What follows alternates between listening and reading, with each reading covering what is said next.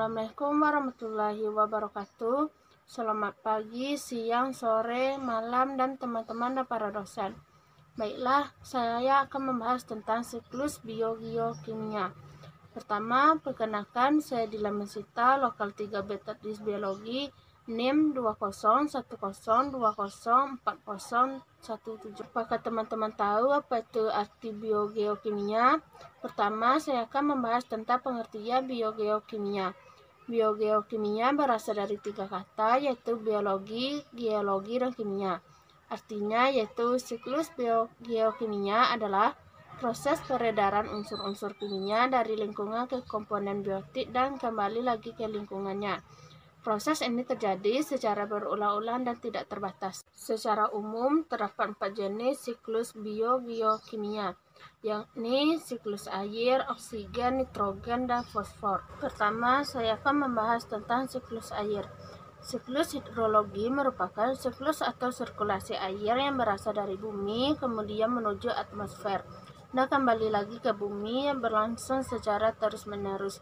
Karena bentuknya memutuskan dan berlangsung secara terus-menerus, inilah yang menyebabkan air seolah-olah tidak pernah habis. Bisa dilihat pada gambar bahwa siklus air dimulai dari lautan, air di laut kemudian mengalami evaporasi. Evaporasi terjadi karena adanya sinar matahari yang memberikan energi panas sehingga terjadi penguapan air laut atau evaporasi. Pada proses evaporasi terjadi perubahan bentuk air yang awalnya cair menjadi uap air. Uap air ini lama-kelamaan akan berkondensasi membentuk awan, kemudian awan tertiup ke daerah pegunungan. Saat awan jenuh dengan uap air, maka uap air akan diubah menjadi titik air, kemudian menjadi hujan. Air hujan turun ke bumi, kemudian air hujan mengalir di permukaan tanah, ya selanjutnya air hujan akan mengalir ke laut dan terjadi kembali proses evaporasi, begitu seterusnya. Saya akan membahas tentang siklus karbon atau oksigen. Siklus karbon adalah sirkulasi dan transformasi karbon bolak-balik antara makhluk hidup dan lingkungan. Selama siklus karbon, hewan dan tumbuhan menambahkan karbon dioksida ke atmosfer melalui respirasi sel, dan tanaman menghilangkan karbon dioksida melalui fotosintesis. Bisa dilihat pada gambar siklus oksigen bahwa karbon berasal dari proses pembakaran atau aktivitas manusia, dari pernafasan seluler, dan dari peristiwa penguraian atau pembusukan.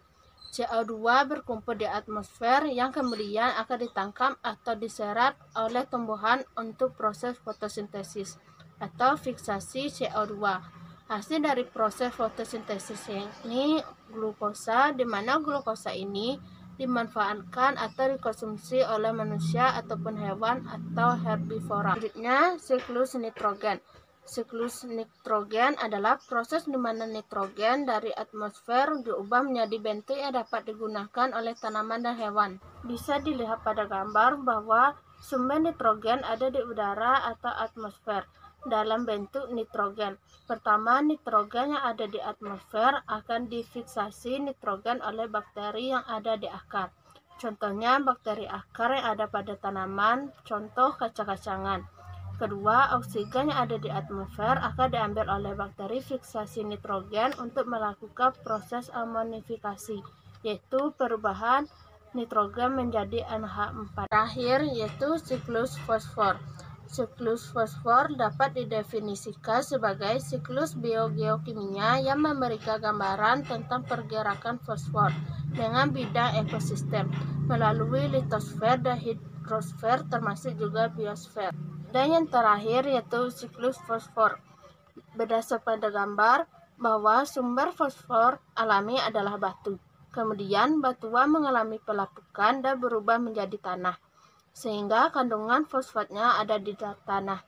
Kemudian fosfat diserap oleh tanaman dan tanaman dikonsumsi hewan sehingga fosfatnya berpindah ke hewan. Dan hasil sekresi zat sisa berupa fosfat, zat sisanya ini kemudian kembali ke dalam tanah yang nantinya akan terbawa ke laut. Selanjutnya akan mengalami pembatuan atau terjadi proses sedimentasi di laut. Lama-kelamaan batuannya terangkap menjadi batuan yang ada di bumi yang nantinya akan mengalami pelapukan kembali. Setelah kita mengetahui pengertian dan macam-macam siklus biogeokimia, Selanjutnya, kita akan membahas tentang kajian kuantitatif dari siklus biogeokimia. Laju perpindahan unsur dari satu komponen ke komponen lain lebih berperan dalam penentuan struktur dan fungsi ekosistem daripada jumlah unsur yang terdapat pada suatu ekosistem untuk memahami peranan suatu unsur. Umumnya, waktu daur air dan unsur pada suatu danau kecil atau dangkal hanya memerlukan waktu beberapa hari atau minggu.